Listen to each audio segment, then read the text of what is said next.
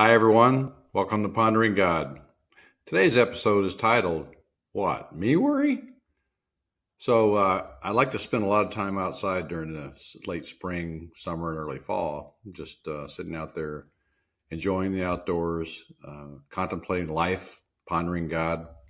I guess those two oftentimes are the same thing. And one morning I was sitting out there and noticed a little robin hip hopping across my lawn. And he hopped and hopped, and then he stopped, tilted his head to the side, looked down at the ground, stuck his beak down in the ground, pulled out a worm. I thought, that's cool. Then I noticed right over to the side of the patio, we have some daylilies, beautiful yellow ones. And I noticed a bumblebee just flitting from each daylily one at a time, back and forth, getting nectar for his survival. I thought, that's pretty cool.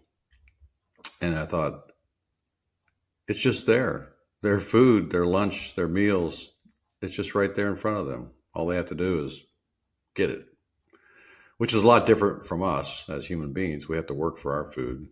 That goes all the way back to the garden and the curse. But that wasn't what I was thinking about at the time. I was just thinking about how God provides and how simple it seems for his creation to benefit from what he's providing. And I noticed another thing too, as I was sitting out there contemplating, we had been through from late June all the way to the middle of July. We were without rain. We were in a drought. My backyard and front yard turned brown. No green anywhere. It was just brown, which is kind of unusual for this part of the country.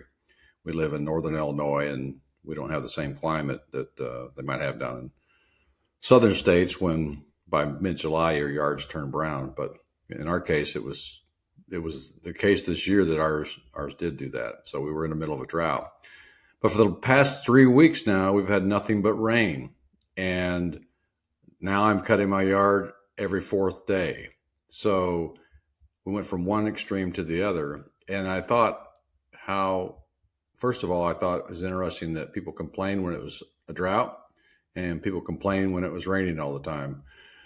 So I guess God has to listen to us complaining all the time. But what it shows me is how little control we have over all of this, whether it be the food in the ground or the weather. And people that tell you they can control the weather, my question to them is, why don't you?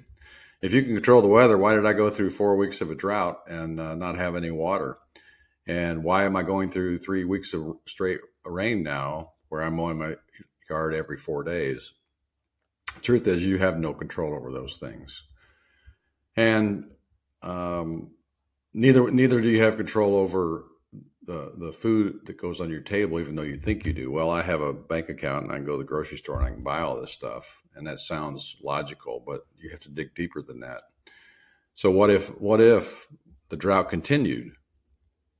Number one, I have no control over that. But what if the drought continued and the water in my well dried up?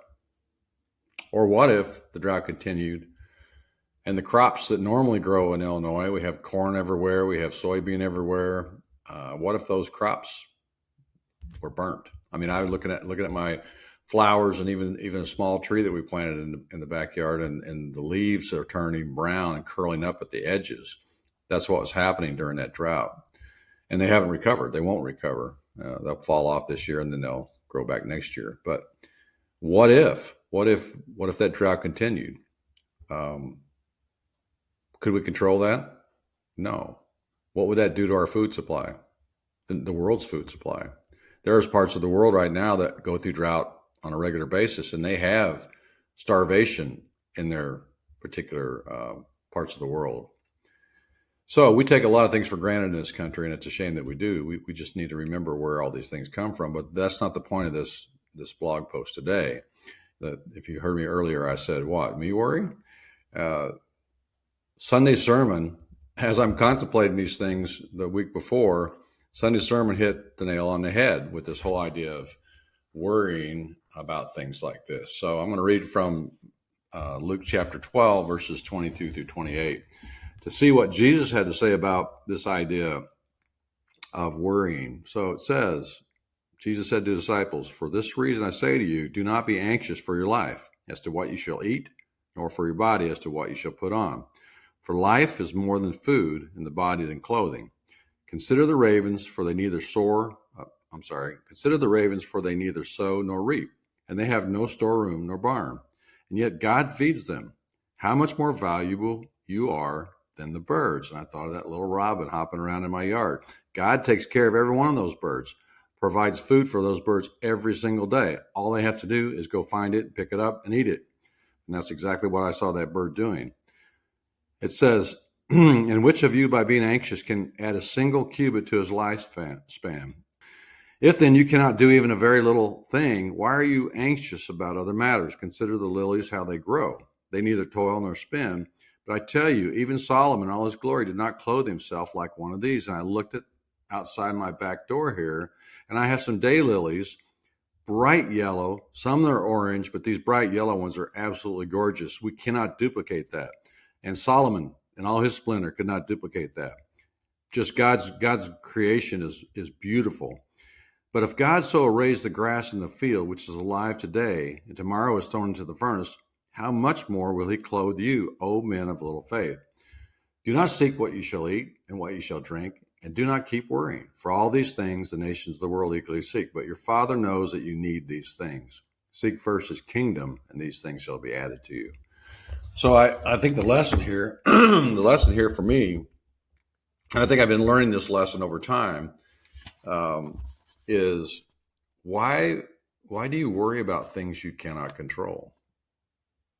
You can't. It doesn't do anything. All it does is harm you. Why worry about the weather? The weather's going to be the weather. It was funny. I remember when I was a kid, you'd wake up and the weatherman on the radio would say, "It's going to be hot today and humid," and that was it. And you knew what the weather was going to be like. That's all you needed to know. And you probably already knew that anyway if you're in the middle of summer, that it was going to be hot and humid. Well, nowadays you have all the heat index and all these other different things they like to throw at you. But the truth of the matter is we have no control over that. We have no control if it rains today or if it rains tomorrow or if it's the drought. We can't control that. So why worry about it? Why do people get in such a tizzy about the weather? The weather is the weather. And the weather's been this way for centuries and eons. Droughts and heat spells and cold spells and aberrations, cool days in the summer and hot days in the winter. And it's just, we have no control over that.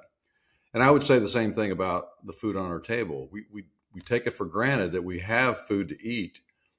And we expect that, hey, the rains are going to come, the crops are going to grow, they're going to harvest the crops, and it's going to be turned into food, and we're going to be taken care of. But we forget where that comes from. Who controls the weather? Who controls all of these things? Who feeds us? Who takes care of us? I think we need to keep that perspective and not look to ourselves to solve these types of problems. Because A, we cannot control the weather. If we could, we would. We've already done it by now. We'd have made it San Diego everywhere. But we don't have control over the weather. And we don't have control over the food that comes on our table. We're blessed to have a place to live that has the kind of weather, the kind of soil, the kind of places that we can grow these foods that we eat. And we have the technology to import a lot of these foods from places where we would never have eaten these things before. So the lesson here is, number one, we don't control much of our lives. Most of our lives, we think we have control. That's an illusion. We don't have control over most of our lives. The second lesson is, don't worry about things you have no control over, which in most cases is don't worry about anything because you have control over little in this world. So that's my lesson for today, and the lesson I learned from drought and rain and the birds and the bees. No, not those birds and bees, but these birds and bees that were being fed by the Heavenly Father, and about not fretting about things that we have no control over. So thank you for joining me today, and I look forward to seeing you next time on Pondering God. See you.